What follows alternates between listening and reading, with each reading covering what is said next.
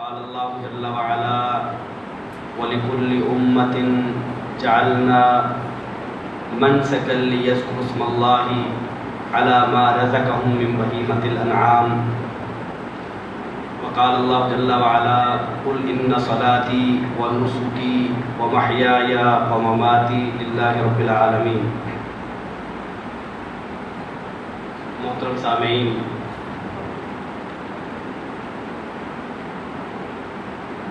قرآن مجید کی ان آیات کا ترجمہ جو میں نے آپ کے سامنے تلاوت کی ہیں یوں ہے کہ اللہ تعالیٰ فرماتے ہیں کہ ہم نے ہر امت کے لیے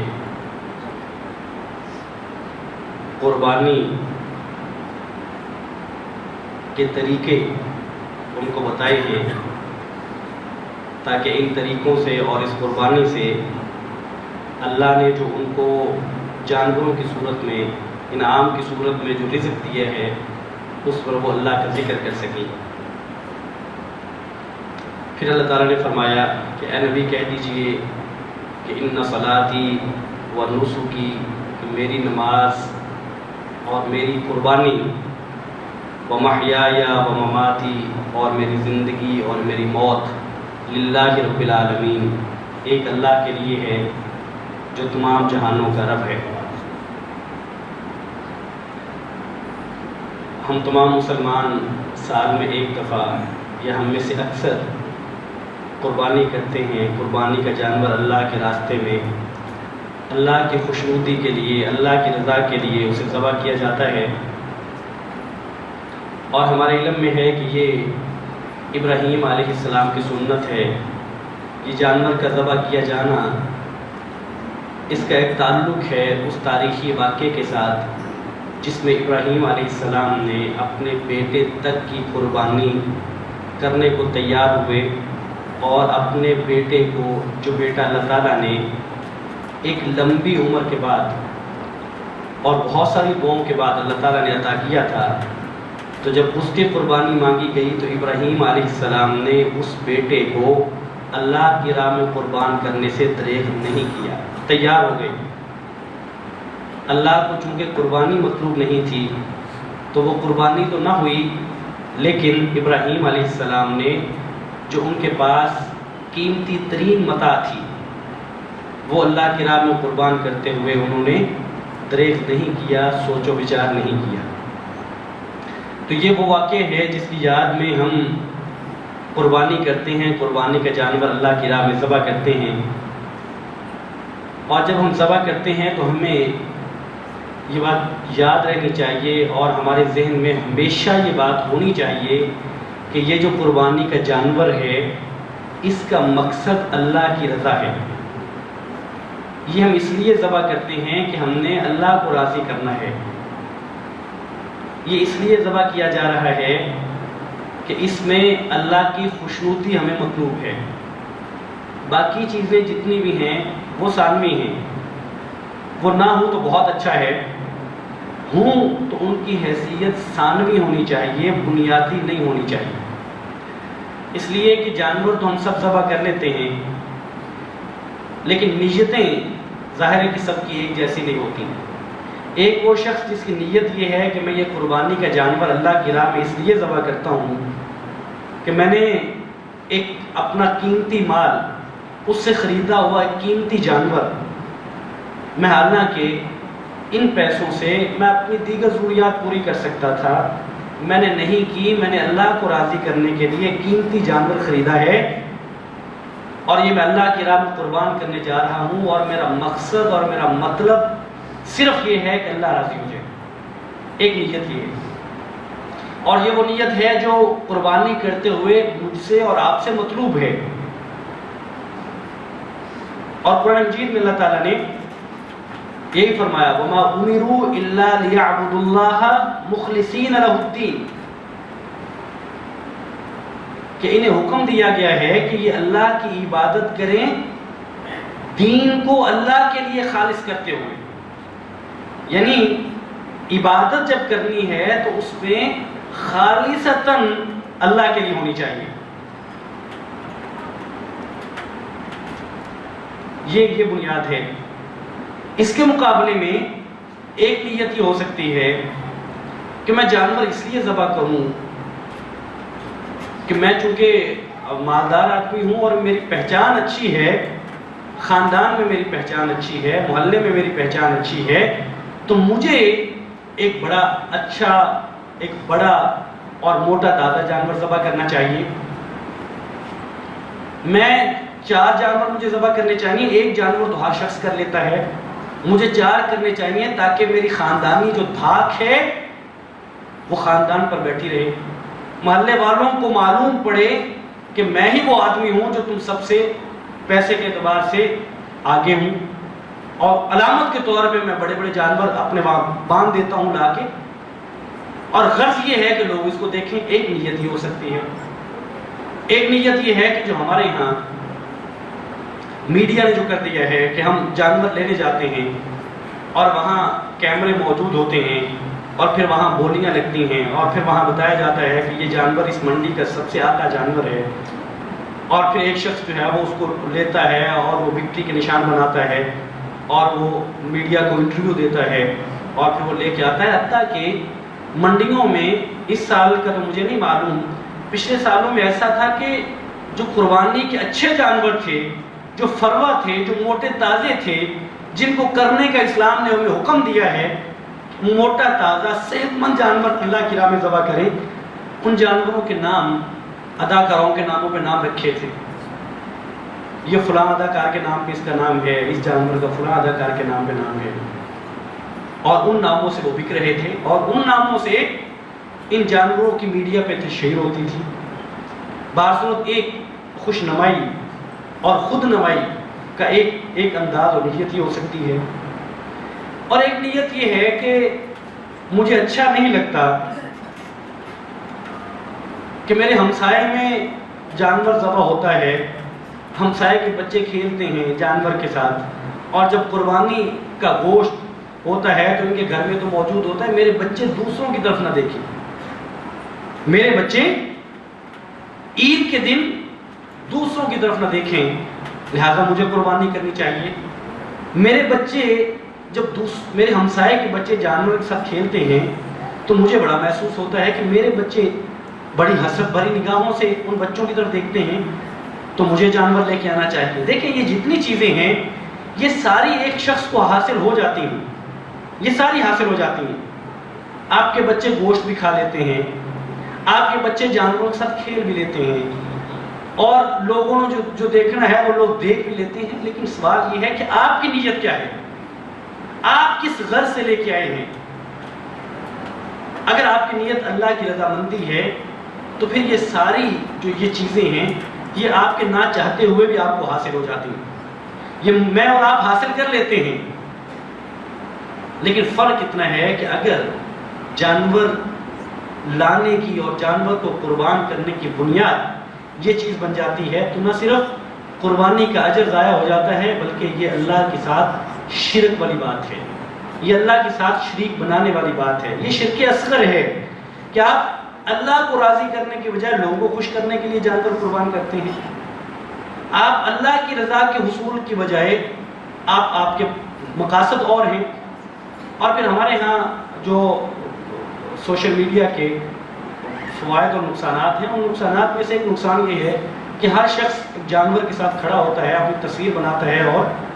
وہ سوشل میڈیا پہ ڈال دیتا ہے۔ اب مجھے یہ بتائیے کہ جتنے ہم لوگ یہ کام کرنے والے ہیں، ہم میں سے کتنے لوگوں کی نیت یہ ہوگی کہ میں اس لیے ڈالتا ہوں کہ لوگوں کو ترغیب ملے، کہ لوگ بھی قربانی کا جانور لے کے آئیں، جن کے پاس استطاعت موجود ہے اور وہ قربانی نہیں کرتے، میں اس لیے کرتا ہوں کہ ان کو ترغیب ملے اور وہ بھی جانور لے کے آئیں اور وہ بھی قربانی کریں۔ کتنے لوگوں کی نیت یہ ہوتی ہے جو اپنے سٹیٹس لگاتے ہیں، اس کو سوشل میڈیا پہ وائرل کرتے ہیں، کتنے لوگ ہیں؟ ورنہ یہ وہی ہے جو ہمارے روزمرہ میں جو پورے سال میں چلتا ہے کہ میں نے وہاں کھانا کھایا ہے تو میں نے اس کی تصویر لگا دی کہ آج میں نے یہ اچھا کھانا کھایا ہے، میں فلاں جگہ سیر کرنے گیا ہوں تو میں نے اس کی تصویر لگا دی کہ آج کل میں مریض میں موجود ہوں۔ ایک ہوتا ہے معلومات اپنے بارے میں دینا کہ میں اس وقت کہا ہوں، ایک یہ ہے کہ یہ بتانا کہ میں ایسا آدمی ہوں جس کو اللہ تعالیٰ نے یہ ساری نعمتیں عطا کر رکھی ہیں، میں یہ بھی کرتا ہوں، میں یہ بھی کرتا ہوں، میرے پاس گاڑی بھی ہے، میں اچھے کھانے کھاتا ہوں، تو یہ سال بھر چلتا ہے. تو اگر تو نیت اور مقصد پھر یہی ہے کہ قربانی کا جانور کرتے ہوئے بھی ہم یہی تشہیر کرنا چاہتے ہیں، ہم یہی بتانا چاہتے ہیں، تو پھر اس سے بہت بہتر ہے کہ یہ گناہ لینے کے بجائے، یہ شرک کرنے کے بجائے ہم قربانی کا جانور نہ کریں، پھر نہ کریں. یہ بہت بہتر ہے. اس لیے مجھے اور آپ کو سب سے پہلے، اور پھر میرے اور آپ کے جو دوست ہیں، میرے اور آپ کے جو فیملی ممبرز ہیں، ان تک یہ بات میرے اور آپ تمام کے ذریعے یہ پہنچنی چاہیے کہ ہم نے یہ کام نہیں کرنا. یہ قربانی ابراہیم علیہ السلام کی سنت ہے، اور یہ اس واقعے کی طرف اشارہ ہے جس واقعے میں ابراہیم علیہ السلام نے یہ ثابت کیا کہ جب اللہ تعالیٰ کسی چیز کا مطالبہ کرتے ہیں تو اللہ کے خوشنودے کے لیے، اللہ کی رضا کے لیے اپنی سب سے قیمتی مال کو اللہ کی راہ میں دینے سے گریز نہیں کرنا چاہیے. یہ اس واقعے کی یاد تازہ کرنا ہے، اس کا تعلق اس واقعے کے ساتھ ہے. اور جیسے میں نے ذکر کیا، جب ہم قربانی کا جانور کرتے ہیں تو ہم یہ بتاتے ہیں کہ اے اللہ، ہم نے اپنی جو ضروریات تھیں ان میں سے پیسے نکال کے، اس سے ہم ضروریات پوری کر سکتے تھے، لیکن ہم نے ان میں سے پیسے نکال کے آپ کی راہ میں یہ جانور دیا ہے، اس غرض سے دیا ہے کہ آپ خوش ہو جائیں، آپ کی رضا ہمیں مطلوب ہے. تو بہرصورت قربانی جب میں اور آپ کرنے جا رہے ہیں تو ہماری نیت کا درست ہونا بہت ضروری ہے. اور اگر نیت درست نہیں ہوگی تو پھر آپ نے بارہا دفعہ یہ حدیث مبارکہ سن رکھی ہے کہ انما الاعمال بالنیات وانما لکل امرئ ما نوى فمن كانت هجرته الى الله ورسوله فهجرته الى الله ورسوله ومن كانت هجرته الى دنيا يصيبها او امرأة يتزوجها فهجرته الى ما هاجر اليه او كما قال رسول اللہ صلی اللہ علیہ وسلم. فرمایا کہ اعمال کی جو بنیاد ہے وہ نیت ہے، اور جس شخص نے نیت کی کہ وہ اللہ اس کے رسول کے راستے میں وہ ہجرت کر رہا ہے، تو فرمایا کہ اگر نیت یہ ہے تو پھر اس کو اسی کا ثواب ملے گا، پھر اس کی ہجرت اللہ اس کے رسول کی طرف ہے. اور اگر کسی شخص کی نیت یہ ہے کہ وہ اس لیے ایک اپنا گھر چھوڑ کے ایک دوسرے سرزمین پہ جاتا ہے کہ وہاں جا کے اس کا مقصد کمائی کرنا ہے، پیسے کمانا ہے، اس کا مقصد وہاں جا کے شادی کرنا ہے کسی خاتون کے ساتھ، تو پھر وہ جس مقصد کے لیے گیا ہے پھر اس کا وہی مقصد ہے، ہجرت اس کا مقصد نہیں ہے، نہ ہجرت کا اس کو ثواب ملے گا. تو اس کا معنی یہ ہوا کہ جب بھی ہم کوئی عبادت بجا لاتے ہیں، اور جیسے کہ ان دنوں میں ہم قربانی کی عبادت بجا لائیں گے انشاءاللہ تعالی، تو اس میں ہمیں وہی ملے گا جو ہماری نیت ہوگی، جو میری اور آپ کی نیت ہوگی مجھے اور آپ کو وہی ملے گا. اور میں تو یہ کہتا ہوں کہ اس ماحول میں، جس ماحول میں یہ سب کچھ ہو رہا ہے جس کا میں نے ذکر کیا، اس ماحول میں تو مجھے یوں لگتا ہے، اگرچہ جائز ہے لیکن مجھے یوں لگتا ہے کہ ترغیب کے لیے بھی ہمیں یہ کام نہیں کرنا چاہیے، لوگوں کو ترغیب دینے کے لیے بھی اپنے جانور کی نمائش نہیں کرنی چاہیے، صرف اس لیے سد ذریعہ کے طور پہ. ویسے تو جائز ہے، اس لیے کہ جو ماحول بن چکا ہے یہ خود نمائی کا ماحول بن چکا ہے. یہاں قربانی کا مقصد بہت پیچھے رہ گیا ہے اور باقی چیزیں بہت آگے آ گئی ہیں. مثال کے طور پہ ایک بڑا مسئلہ یہ پوچھا جاتا ہے اور لوگ پریشان رہتے ہیں کہ جی بھینس کی قربانی اور اس کے بچڑے کی کٹے کی قربانی، اس کا کیا حکم ہے؟ لوگ قربانی کرتے ہیں. اب یہ الگ بات ہے کہ اس میں علماء کے اختلاف ہے کہ یہ جائز ہے کہ نہیں جائز. بعض علماء سمجھتے ہیں کہ یہ گائے کی فیملی سے ہے، اگر یہ گائے کی فیملی سے اس کو مان لیا جائے تو پھر ٹھیک ہے، قربانی اس کی ٹھیک ہے. اور بعض علماء کے ہاں انعام کی تعریف میں یہ نہیں آتا، جو اللہ تعالیٰ نے جو آیت مبارکہ میں نے آپ کے سامنے تلاوت کی، وَلِكُلِّ أُمَّةٍ جَعَلْنَا مَنْسَكًا لِيَذْكُرُوا اسْمَ اللَّهِ عَلَىٰ مَا رَزَقَهُم مِّن بَهِيمَةِ الْأَنْعَامِ. تو انعام میں جو چوپائے ہیں، جو 4 طرح کے ہیں، وہ اونٹ ہے، وہ گائے ہے، اور وہ بکری ہے. اونٹ، گائے، بکری، اور اس میں یہ دونوں آ جاتے ہیں، بھیڑ بھی آ جاتی ہے، اس میں یہ بھی آ جاتا ہے. تو اس میں یہ نر اور مادہ دونوں ہیں. اس میں وہ جو بھینس ہے وہ اس طرح کر کے موجود نہیں ہے. لیکن ہم کیوں پوچھتے ہیں؟ سوال یہ ہے کہ یہ مسئلہ کیوں اٹھتا ہے. جو میں بات سمجھانا چاہتا ہوں یا کرنا چاہتا ہوں وہ یہ کہ یہ مسئلہ کیوں اٹھتا ہے، یہ ہم کیوں کرنا چاہتے ہیں. اب یہ اس وقت تو ایک بات لوگوں کا یہ مسئلہ پوچھنا یا اس کے لیے تیار ہونا، اس کی قربانی کرنے کے لیے سمجھ میں آتا ہے جب گائے نہ ملتی ہو. تو چونکہ یہ گائے کی فیملی سے ہے تو پھر ہم پوچھیں جی گائے تو نہیں مل رہی، کیا ہم یہ بھینس کی قربانی کر لیں کہ نہ کریں؟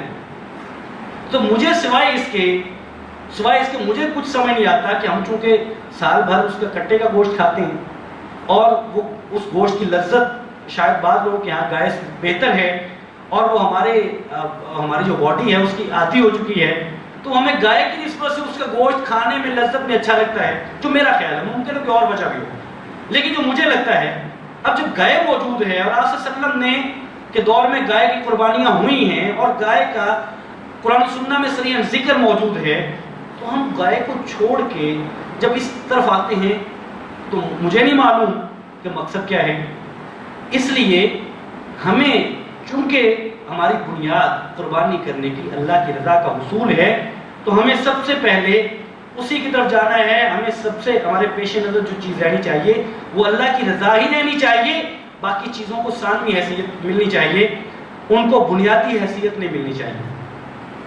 بہر صورت یہ 4 طرح کے جو جانور ہیں، یہ اونٹ ہے، یہ گائے ہے، یہ بھیڑ ہے، یہ بکری ہے، یہ نر ہوں یا مادہ ہوں، یہ دونوں طرح کے جانور قربان کیے جا سکتے ہیں. اور پھر ان میں ایک بنیادی شرط یہ ہے کہ یہ جانور مسنہ ہونے چاہیے، دوندے ہونے چاہیے. یہ سامنے کے جو دو دانت ہیں یہ ان کے گرے ہوئے ہونے چاہیے. اور یہ شرط اس لیے لگائی جاتی ہے کہ وہ جانور اپنی ایک خاص عمر کو پہنچ جائیں، جس عمر میں جا کے یہ جانور ایک قیمتی جانور بن جاتا ہے، یا ایک صحت مند جانور بن جاتا ہے، یا ایک کھائے جانے کے قابل ایک جانور بن جاتا ہے. تو اس لحاظ سے شریعت نے یہ شرط لگائی ہے کہ وہ مسنہ ہونا چاہیے، دوندا ہونا چاہیے، اس کے 2 دانت جو ہے وہ پہلے جو دودھ والے دانت ہیں وہ ٹوٹ جانے چاہیے. اور اس میں جو اونٹ میں ہے، اونٹ کا جو دوندا ہوتا ہے یہ عام طور پہ 5ویں سال میں جا کے اس کے 2 دانت گرتے ہیں، اور گائے کا جو دوندا ہوتا ہے یہ عام طور پہ 30ویں سال میں جا کے اس کے 2 دانت گرتے ہیں. اور یہ جو بکری ہے یا بکرا ہے، اس کے 2 سال دوسرے سال میں جا کے، یا 2 سال مکمل ہونے پر یا دوسرے سال میں جا کے اس کے دانت گرتے ہیں. تو یہ دوندے کی شرط ہے کہ جانور، بنیادی شرط یہ ہے کہ وہ جانور دوندا ہونا چاہیے، یعنی اس کی مدت یہ ہونی چاہیے. اور صرف مدت نہیں، اگر کسی جانور کی مدت یہ ہو جاتی ہے، اس کے دانت نہیں گرے، تو پھر بھی اس کے دانت کے گرنے کا انتظار کرنا چاہیے. بعض ہمارے یہاں منڈیوں میں جو لوگ بیوپاری جو بیچنے آتے ہیں وہ یہ بھی بتانے کی کوشش کرتے ہیں کہ دانت تو کسی وجہ سے نہیں گرے لیکن اس کی عمر پوری ہے. تو بعض صورت وہاں ہمیں یہ دیکھنا ہے کہ جانور دوندا ہے کہ نہیں ہے، ہمیں مسنہ جانور لینا ہے، اور یہ بنیادی شرط ہے قربانی کے جانور کی. پھر اس میں اس کا صحت مند ہونا. حدیث مبارکہ میں آتا ہے کہ ایسا جانور جس میں 4 طرح کے عیب موجود ہوں وہ جانور قربانی کے لیے ٹھیک نہیں ہے، وہ جائز نہیں ہے. اور ان 4 چیزوں میں سے ایک یہ ہے کہ اس کی آنکھ خراب ہو، وہ کانا ہو، اور اس طرح کی آنکھ خراب ہو کہ وہ واضح طور پہ اس کا کانا پن جو ہے وہ واضح ہوتا ہو، نظر آتا ہو، تو ایسا جانور قربانی کے لیے ٹھیک نہیں ہے. پھر آپ صلی اللہ علیہ وسلم نے فرمایا کہ ایسا جانور بھی قربانی کے لیے ٹھیک نہیں ہے جو بیمار ہے اور وہ واضح طور پہ بیماری اس کی بڑی واضح ہے. بیمار جانور قربانی کے لیے ٹھیک نہیں ہے. پھر آپ صلی اللہ علیہ وسلم نے فرمایا کہ لنگڑا جانور جس کا لنگڑا پن جو ہے وہ بڑا واضح ہے، وہ قربانی کے لیے جائز نہیں ہے. پھر آپ صلی اللہ علیہ وسلم نے فرمایا کہ وہ جانور جو اتنا نحیف ہے، اتنا کمزور ہے کہ اس کی کمزوری بڑی واضح ہے، چربی اس پہ نام کی نہیں ہے، تو ایسا جانور جو ہے وہ ٹھیک نہیں ہے، وہ جائز نہیں ہے. تو جب بھی ہم قربانی کے جانور لینے کے لیے جائیں تو ہم ان بنیادی چیزوں کا لحاظ کریں، رکھیں، اور کوشش یہ کریں کہ اس شخص کو ساتھ لے کے جائیں اگر ہمارے لیے ممکن ہو، جو جانور کی جو خرید و فروخت ہے وہ، یا کم از کم جانوروں کی پہچان جس کو ہو. پھر ایسا نہیں ہوگا جیسے ہمارے ہاں اللہ تعالیٰ ہمیں ہدایت دے کہ ہمارے جو بیچنے والے لوگ ہیں جس طرح کر کے وہ فراڈ کر لیتے ہیں کہ جانور کے ساتھ جو ہے وہ حتیٰ کہ مؤنث کو مذکر بنا کے بیچ دیتے ہیں. اللہ اکبر، مؤنث کو مذکر بنا کے بیچ دیتے ہیں، اور خریدنے والے خرید کے گھر لے آتے ہیں، اور گھر لا کے معلوم ہوتا ہے کہ یہ تو مؤنث جانور ہے، یہ تو مذکر نہیں ہے، یہ تو مادہ ہے، یہ تو نر نہیں ہے. اور جانور کی جتنی مطلب ان کے عیوب ہیں وہ اپنے لیے وہ چھپانے کی کوشش کرتے ہیں. حالانکہ ایک مسلمان تاجر، ایک مسلمان جو کاروبار کرنے والا آدمی ہے، اسے جہاں پیسہ کمانا ہے وہاں اس کو معلوم ہونا چاہیے کہ دھوکہ کتنا بڑا جرم ہے، اور وہ جانور جو اللہ کی راہ میں قربان کیا جانا ہے وہ کسی کو دھوکے کے ساتھ دینا تو وہ کس گناہ میں شریک ہوتا ہے، یہ اس کو لحاظ کیا جانا ضروری ہے۔ لیکن بہر صورت ایک شخص جو قربانی کا جانور لینے کے لیے جاتا ہے اس کو بھی احتیاط کرنی چاہیے، اور ایسے شخص کو ساتھ لے کے جانا چاہیے جو اس کے بارے میں اس کی پہچان رکھتا ہو۔ پھر یہ کہ اونٹ میں اور گائے میں اور بھیڑ بکری میں جب قربانی کی جاتی ہے تو اس میں کوئی شبہ نہیں ہے کہ اس میں سب سے افضل قربانی جو ہے وہ اونٹ کی ہے، اور اس کے بعد گائے کی قربانی ہے، اور پھر جو ہے وہ بھیڑ بکری کی قربانی ہے، اور اس کے بعد جو ہمارے ہاں جو حصہ ڈالا جاتا ہے وہ اونٹ میں حصہ ہو یا گائے میں حصہ ہو، اس کے بعد افضلیت کے اعتبار سے اس کی باری آتی ہے۔ ہمارے ہاں ایک حصہ ڈالنے کے بارے میں ایک مسئلہ ہمیشہ یہ رہتا ہے کہ جب میں کسی جانور میں حصہ ڈالتا ہوں تو اس جانور میں اگر ایسے لوگ بھی شامل ہوتے ہیں جن کا عقیدہ درست نہیں ہے تو کیا ہوگا؟ کیا میں اس میں حصہ اس جانور میں ڈالوں کہ نہ ڈالوں؟ اب اس میں آپ کو تو معلوم نہیں ہے کہ اس میں کون کون حصے دار بننے، اس میں ایسا کوئی مسئلہ نہیں ہے۔ آپ کو چونکہ آپ کی نیت، آپ کا عقیدہ درست ہے، اس لیے آپ کو اس بارے میں پریشان ہونے کی ضرورت نہیں ہے، اور آپ اپنا حصہ شامل کر سکتے ہیں۔ اور یہ آج کل تو یہ میرا خیال ہے کہ ہم میں سے بہت سارے وہ لوگ جو ایک عرصہ پہلے قربانی کی ہمت اور طاقت اور سکت نہیں رکھتے تھے آج وہ رکھتے ہیں۔ یعنی آج اگر ہم حصوں کی بات کریں تو یعنی آج کوئی 12,000 سے لے کے 15,000 روپے غالباً ایک حصہ ہے، گائے میں اگر کوئی شخص ڈالنا چاہتا ہے تو یہ اس طرح کی رقم ہے جو بہت سارے لوگوں کے لیے آج ممکن ہو گئی ہے، جبکہ آج سے بہت پہلے کوئی 8-10 سال پہلے یہ ممکن نہیں ہوا کرتی تھی۔ تو ہمیں یہ کوشش کرنی چاہیے کہ چونکہ یہ اللہ کی رضا کے حصول کے لیے اللہ کی راہ میں جانور کا ذبح کیا جانا ہے تو ہمیں اس میں ضرور شامل ہونا چاہیے، اور ان مغالطوں سے ہمیں ان میں نہیں آنا چاہیے یا پوچھ لینا چاہیے۔ مثال کے طور پہ ایک بڑا مغالطہ یہ ہوتا ہے کہ جو مقروض ہے وہ کیا وہ قربانی کر سکتا ہے کہ نہیں، کیا اس کے لیے قربانی کرنا جائز ہے کہ نہیں جائز۔ اب مقروض کی جب آپ تعریف کرتے ہیں تو بہت تھوڑے لوگ ہوں گے جو مقروض نہیں ہوں گے، یعنی بہت تھوڑے لوگ ہوں گے جو مقروض نہیں ہوں گے۔ قرض کی اپنی اپنی نوعیت ہے، یعنی میں مثال کے طور پہ میں اگر ایک ایسا شخص ہوں جو 2 لاکھ روپے ماہانہ کماتا ہوں تو ممکن ہے میں نے اپنے کاروبار کے لیے قرض کہیں سے پکڑ رکھا ہوگا۔ ایک شخص ہوا جو جس کی آمدن ماہانہ 50 لاکھ ہے تو اس نے بھی کہیں نہ کہیں سے قرض اٹھا رکھا ہوگا۔ تو قرض کوئی وجہ نہیں ہے، قربانی نہ کرنے کی کوئی وجہ نہیں ہے۔ ہاں یہ ضرور ہے کہ جو بندہ مقروض ہے اس کو جلد از جلد کوشش کرنی چاہیے کہ وہ اپنا قرض اتارے، اس قرض کو لمبا نہ کرے، اس کو کھینچے نہ، اور وہ جو ہی اس کو میسر آئے وہ اپنا قرض اتار دے۔ اس لیے یہ اتنی بڑی بات ہے کہ قرض اللہ تعالیٰ حدیث مبارکہ میں آتا ہے کہ جو شہید ہے اس کو بھی اللہ تعالیٰ معاف نہیں کرتے، سارے گناہ معاف ہو جاتے ہیں۔ لیکن قربانی کے لیے اس کو رکاوٹ بنانا کہ چونکہ فلاں بندہ مقروض ہے، بعض لوگ ایسے مقروض ہوتے ہیں کہ وہ سمجھتے ہیں کہ میرے اوپر قرض ہے لیکن میں قربانی کر سکتا ہوں، اس کے باوجود وہ اس لیے نہیں کرتے کہ یہ جائز نہیں، تو یہ بات درست نہیں ہے۔ یہ قربانی درست ہے اور قربانی ہمیں کرنی چاہیے۔ اسی طرح اب چونکہ وقت 5 منٹ کا ہے میں موٹی موٹی چیزیں بتا دیتا ہوں۔ جب ہم قربانی کرتے ہیں تو قربانی کرنے کا طریقہ یہ ہے کہ جانور کو قبلہ رخ اس کا چہرہ کریے اور قبلہ رخ کر کے تکبیر پڑھ کے جانور کو ذبح کیا جائے، اور احادیث میں آتا ہے کہ چھری کو تیز کر لیا جائے، اور جانور کے سامنے چھری تیز نہیں کرنی چاہیے، اور تیز سامنے اس لیے نہ کریں کہ جانور اس کو دیکھ کے تکلیف محسوس نہ کرے، اور جانور کو تیز چھری کے ساتھ کریں تاکہ بہت جلد اس کی جان نکل جائے، اس کو تڑپنا نہ پڑے، اس کو زیادہ تکلیف نہ ہو۔ اور یہ تو خاص طور پہ قربانی کے بارے میں ہے۔ میں اور آپ جب ہم عام دنوں میں لینے جاتے ہیں، گوشت لینے جاتے ہیں خاص طور پہ مرغی کا، تو وہاں بھی ہمیں کہنا چاہیے اپنے ان دوستوں کو، ان دکانداروں کو جنہوں نے سامنے مرغیاں جو ہیں وہ رکھی ہوتی ہیں اور ان کے سامنے ایک نکالتے ہیں اور سامنے ذبح کرتے ہیں، اس کا تعلق صرف قربانی کے ساتھ نہیں ہے۔ تو باقی جو مرغیاں ہیں وہ وہاں چیختی ہیں اور وہ تکلیف کو محسوس کرتی ہیں جب ان کے سامنے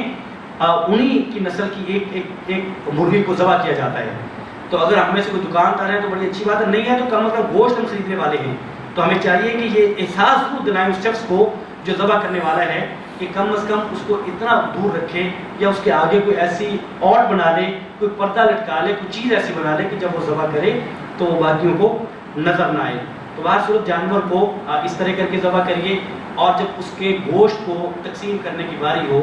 تو اس میں ضرور خیال کریں کہ اس میں جو غربا ہیں ان تک وہ گوشت پہنچے, اگرچہ اس میں کوئی شرط نہیں ہے کہ وہ کتنا ان تک پہنچے یا کتنا آپ اپنے پاس رکھیں, کتنا رشتہ داروں کو دیں, ایسی کوئی شرعی تقسیم نہیں ہے, لیکن اس میں یہ ہے کہ ایک مسلمان ہونے کے ناطے یہ میرے اور آپ کے لیے مناسب نہیں ہے کہ ہمارے ہمسائے میں, ہمارے محلے میں, ہمارے رشتہ داروں میں لوگوں کے پاس کھانے کو کچھ نہ ہو اس دن اور وہ انتظار کرتے رہیں اور ہم جو ہے وہ گوشت کو اپنے لیے خاص کر لیں, تو یہ مناسب نہیں ہے. اسی طرح جو اس کی کھال ہے وہ غربا تک پہنچنی چاہیے, اور جو آپ کے سب سے پہلے دیکھیں کہ آپ کے رشتہ داروں میں سے کون غریب ہے, آپ کے محلے میں سے کون غریب ہے, یہ ان تک پہنچنی چاہیے. پھر اس کے بعد جو بھی ادارے ہیں جو فی سبیل اللہ کام کرتے ہیں, جیسے مدارس ہیں, دینی ادارے ہیں یا فلاحی ادارے ہیں, ان کو بھی اس کی یہ قربانی کا گوشت جو ہے وہ اس کی کھال دی جا سکتی ہے. پھر جو قربانی کا گوشت ہے یہ جہاں آپ مسلمانوں کو دیں, جہاں آپ اپنے رشتہ داروں کو دیں, وہاں جو غیر مسلم اگر آپ کے ہمسائے میں آپ کے قریب رہتے ہیں تو یہ ان کو دینا ٹھیک ہے. یہ جائز ہے تالیف قلب کے لیے کہ آپ ان کے ساتھ ایک حسن سلوک سے پیش آتے ہیں, اور امکان موجود ہے کہ آپ کے حسن سلوک سے متاثر ہو کے اللہ تعالیٰ اس شخص کو ہدایت دے دے اور اس کو توفیق دے دے کہ وہ اسلام کو قبول کر لے, تو یہ گوشت ان تک بھی پہنچایا جا سکتا ہے. پھر یہ جتنے لوگ قربانی کرنے والے ہیں, آج چونکہ آج شام کو ذی الحجہ کا چاند نظر آنے کا امکان موجود ہے, چونکہ کل سعودی عربیہ میں ذی الحجہ کا چاند نظر آ چکا ہے, بولا ہے شاید چاند نظر آ چکا, تو آج امکان ہے یا آج شام یعنی مغرب کے بعد غروب آفتاب کے بعد نظر آ سکتا ہے یا کل آ سکتا ہے. تو جو لوگ قربانی کرنے والے ہیں, حدیث مبارکہ میں آتا ہے کہ تم میں سے جن لوگوں کا ارادہ ہو قربانی کرنے کا, تو ذی الحجہ کا چاند نظر آنے کے بعد وہ اپنے بال اور ناخن جو ہے وہ نہ کاٹے. تو اس لیے آج یہ نظر آنے کا امکان ہے, بلکہ کبھی امکان آج ہی کا ہے. تو آپ جب جن لوگوں نے تو کاٹ لی ہیں اچھا ہے, جن لوگوں نے نہیں کاٹے وہ جمعہ کے بعد اپنے بال اور ناخن وغیرہ کاٹیں, تاکہ اگلے 10 دن تک قربانی کا جو جانور ہے اس کے ذبح کیے جانے تک وہ اس کو نہ کاٹیں. تو یہ وہ قربانی کے اہم مسائل ہیں, چیدہ باتیں ہیں جو میں نے آپ کے سامنے رکھ دیں. ایک دو چیزیں ایسی ہیں جو اس وقت میں جب قربانی قریب آتی ہے تو پھر ہمارے بہت سارے لوگ اس کا ذکر کرتے ہیں, اور وہ یہ ہے کہ جب قربانی پاس آتی ہے تو ہم حساب لگاتے ہیں. حساب ہم اس طرح لگاتے ہیں کہ اس دفعہ پاکستان میں اتنے لاکھ جانور ذبح ہوئے ہیں یا اتنے کروڑ جانور ذبح ہوئے ہیں, کم از کم لاکھوں کی بات کرتے ہیں, اتنے لاکھ جانور ذبح ہوئے ہیں, 1 لاکھ ایک جانور کی رقم اتنی بنتی ہے, اگر ہم سارے جانوروں کی رقم بنائیں تو یہ اتنے ارب روپیہ بنتا ہے. اور پھر ہم یہ بتاتے ہیں کہ اگر اتنا ارب روپیہ جو ہم نے قربانی کے جانور پہ لگایا ہے, اگر ہم یہ غریبوں میں تقسیم کر دیتے تو کتنے غریب تھے, کتنی بچیاں تھیں جن کی شادی ہونے والی تھی, ان کی شادی ہو سکتی تھی, کتنے بے گھر تھے جن کے پاس گھر نہیں تھا ان کو گھر مل سکتا تھا, کتنے ایسے. تو پھر ہم یہ کیلکولیشن کرتے ہیں, یہ ہمیں کرنی چاہیے, سال بھر ہمیں کرنی چاہیے, ہمیں ہر چیز کے بارے میں کرنی چاہیے. ہمیں یہ ضرور کرنی چاہیے کہ ہمیں سال بھر ہمارے یہاں اتنے لوگ سگریٹ پیتے ہیں, اور قربانی تو پھر مطلب فائدے کی چیز ہے نا, اللہ کا رضا کا اصول ہے. پھر غریبوں میں اس کا گوشت تقسیم ہوتا ہے, یہ غریبوں کا فائدہ ہے. پھر اس میں کتنے لوگ ہیں جو جانوروں کو پالتے ہیں اور قربانی میں جب بیچتے ہیں تو ان غریبوں کا فائدہ ہوتا ہے. کتنے غریبوں کا فائدہ ہوتا ہے جب ان کو کھال میسر آتی ہے. کتنے غریب ایسے ہیں جب انہوں نے سال بھر کم از کم بکرے کا گوشت نہیں کھایا ہوتا, وہ کھا لیتے ہیں. یہ اپنی جگہ پہ سارے فائدے. ہمیں یہ سارے حساب کرنے چاہیے کہ ہم ایک سال میں کتنے سگریٹ پیتے ہیں, کتنا کروڑ روپیہ بنتا ہے. اگر یہ غریبوں میں تقسیم کر دیا جائے تو کتنے غریبوں کا فائدہ ہو سکتا ہے. کتنے لوگوں کے پاس ایک سے زائد گاڑیاں ہیں, گھروں میں کھڑی ہیں. اگر فیملی ممبر سارے ایک گاڑی پہ سفر کریں اور باقی گاڑیاں بیچ کر غریبوں میں تقسیم کر دیں تو کتنے غریبوں کا فائدہ ہو سکتا ہے. ہمیں یہ دیکھنا چاہیے. میں اگر مہینے میں 4 دفعہ اپنی فیملی کو ایک اچھے ریسٹورنٹ پہ لے کے جاتا ہوں, اگر میں مہینے میں 1 دفعہ لے کے جاؤں, 3 دفعہ کا ہم غریبوں کے لیے خاص کر لیں اور یہ سارے حساب لگایا جائے تو یہ کتنے کروڑ کی بچت ہوتی ہے. تو میرے پاس اگر کوئی 8-10 سال پرانے ماڈل کی گاڑی ہے, میں اگر اگلے 10 سال تک نئے ماڈل کی نہیں لیتا اور وہ جو پیسے میں نے نئے ماڈل کے رکھے ہیں وہ اگر میں غریبوں میں تقسیم کرتا ہوں تو حساب لگائیں کتنے کروڑ بنتا ہے. میرے پاس موبائل اگر پرانے ماڈل کا ہے، میں آئی فون نہیں لیتا میں، اور اس کے پیسے کا حساب لگائے کتنے بنتے ہیں۔ اللہ کے بندو، ایک دین کی دوری کی وجہ سے آپ اسلام اور مذہب سے نفرت کی بنیاد پہ جب یہ قربانی کا دن آتا ہے تو آپ یہ کمپین شروع کر دیتے ہیں، اور پھر سب کو ہمیں غریب یاد آتے ہیں۔ یہ غریب ہمیں سال بھر یاد رہنے چاہیے، میں یہ نہیں کہتا غریب ہمیں اس موقع میں بھی یاد رہنے چاہیے، بالکل آپ درست کہتے ہیں، لیکن ہمیں سال بھر یاد رہنے چاہیے کہ ہم اپنے وہ غریب بھائی جو ہمارے رشتہ دار ہیں، جو ہمارے محلے دار ہیں،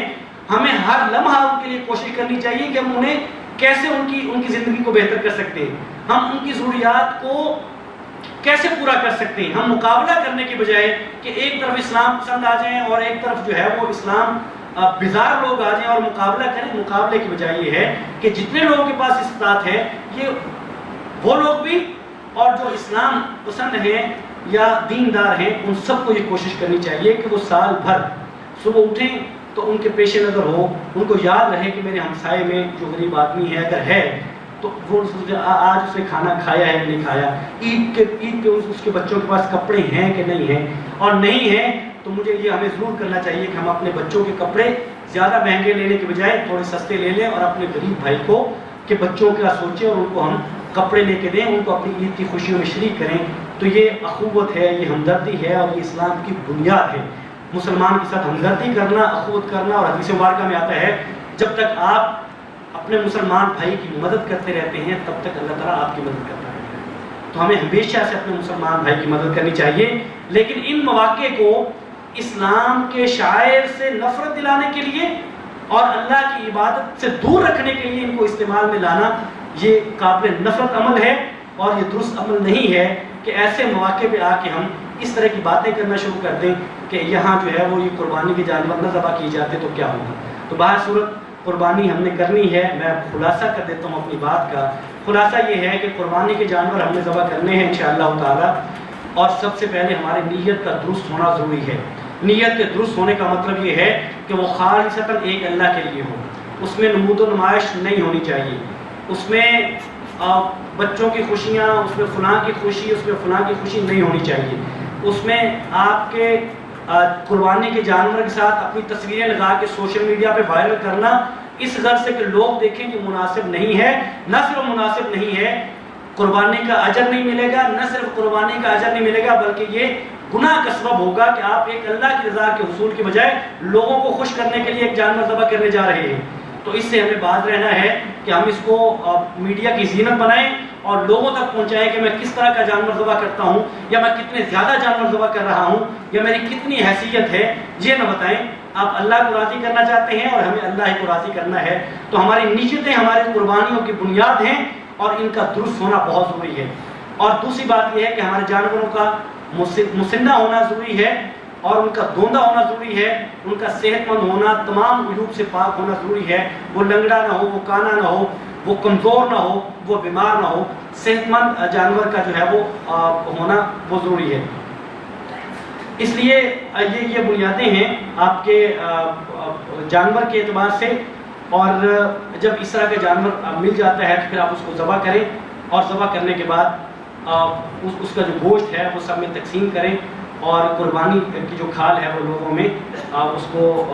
جو غربا ہیں ان میں تقسیم کریں۔ اللہ تعالیٰ مجھے اور آپ کو توفیق عطا فرمائے کہ ہم قربانی کریں، جتنی ہم میں حیثیت ہے اتنی ہم قربانی کریں۔ اگر ہم بڑا جانور کر سکتے ہیں تو ہمیں بڑا جانور کرنا چاہیے، چھوٹا کر سکتے ہیں تو چھوٹا کرنا چاہیے، اگر ہم حصہ شامل کر سکتے ہیں تو ہمیں حصہ کرنا چاہیے۔ اللہ تعالیٰ مجھے اور آپ کو توفیق عطا فرمائے۔ وآخر دعوانا الحمدللہ رب العالمین۔